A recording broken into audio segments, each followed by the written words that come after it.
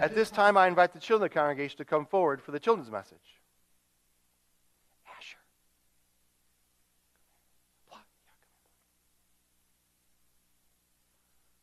All right, come on down, guys. Have a seat. Good job. Asher's thinking about, he's coming. Come on down. Bly and Cora are waiting for. That's okay. He's good. All right, ladies, good morning. I have some important questions for you. So we're going to be talking about baptism, and I'm not sure who I should baptize, so I want you to help me out. Should I baptize people if they're Lutheran? Zilphia can come, yeah. Oh, okay, maybe not.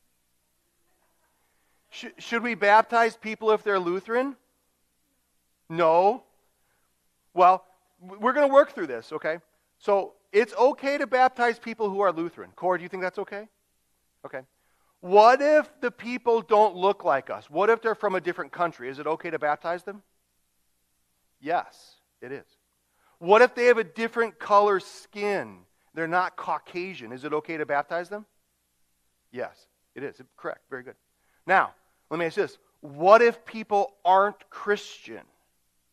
What if they just kind of heard about Jesus and they're interested and they ask if they can be baptized? Should we baptize them? Yes. Yes. You guys are getting good at this. Yeah. Is there anybody that can't baptize? No. We can baptize everybody. And that's a really important lesson. Now, you don't have to wonder when you see someone talk to them, should I really invite them to church? Should I tell them about Jesus and then can they be baptized? Because you can invite everyone. That's a really big lesson to learn. You guys did really well.